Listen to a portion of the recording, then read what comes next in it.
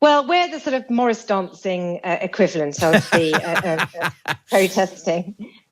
On Monday, hundreds of farmers travelled to London to delight Westminster with a tractor rally to highlight the plight which British farming and British food, that's your food, is facing, thanks to supermarket monopoly and power, and also the changes which are happening since Brexit.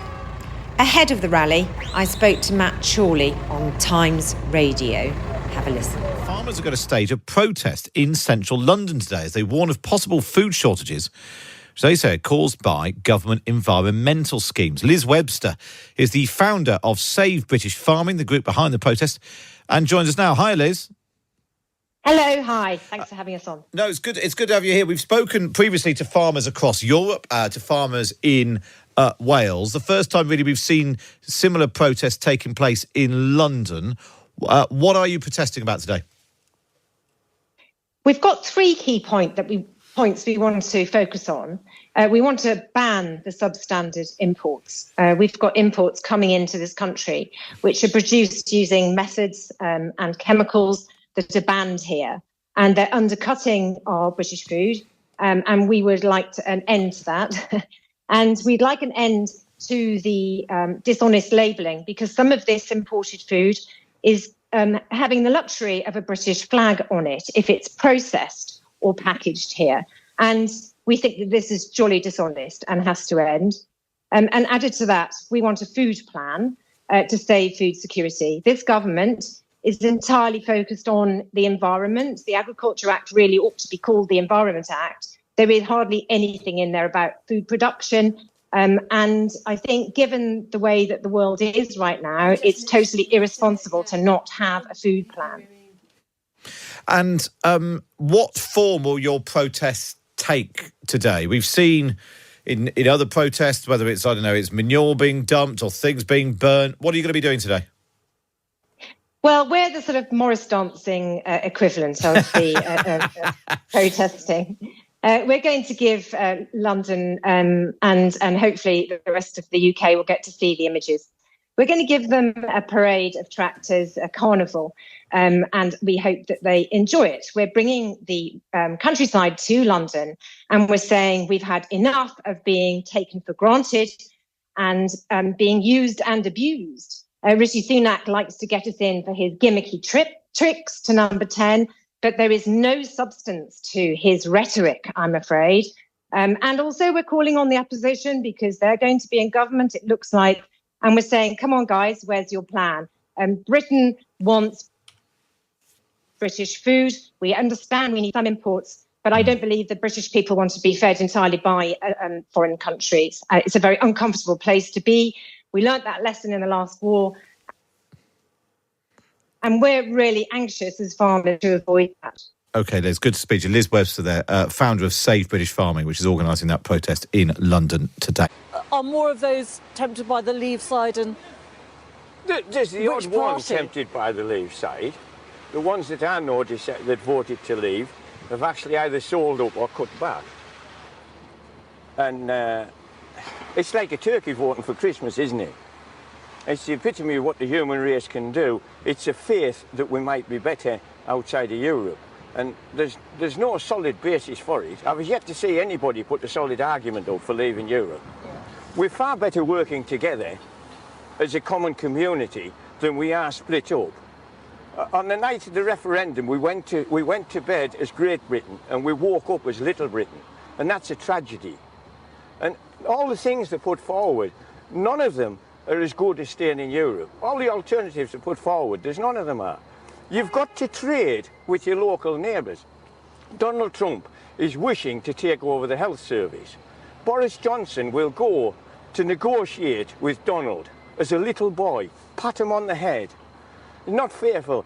Boris Johnson has stuffed the DUP.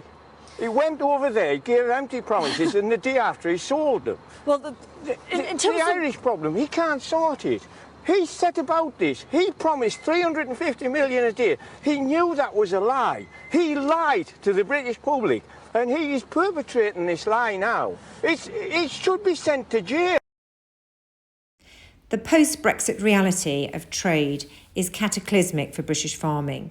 We really need to rethink and reconsider whether we want to go into a world where we rely on food from the Pacific, from the other side of the world. Because once we really open the floodgates to hormone-fed meat, which CPTPP will pretty much guarantee, that is curtains for British agriculture.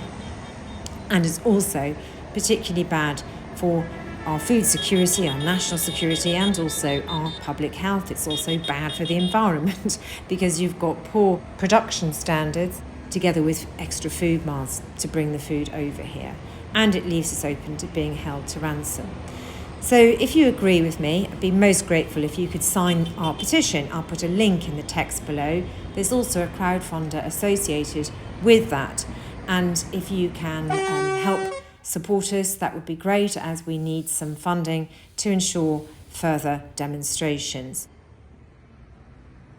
The impacts of the TCA and our trade policy, I think there is an enormous question mark over what it will mean for the sorts of things you mentioned: healthy food, affordable, consumer choice, etc.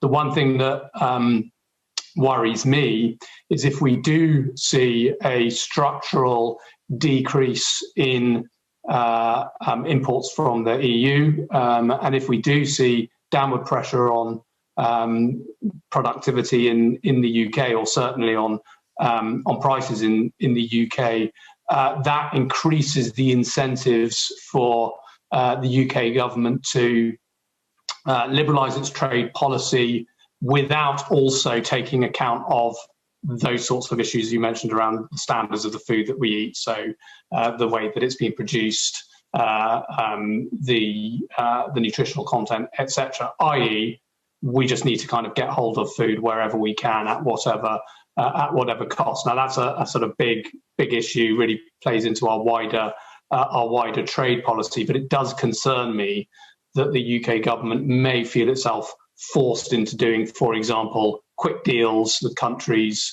to secure food imports, regardless of how that food has been produced. I think the UK has the highest animal welfare standards, highest food safety, highest environmental protections anywhere in the world when it comes to farming and food production.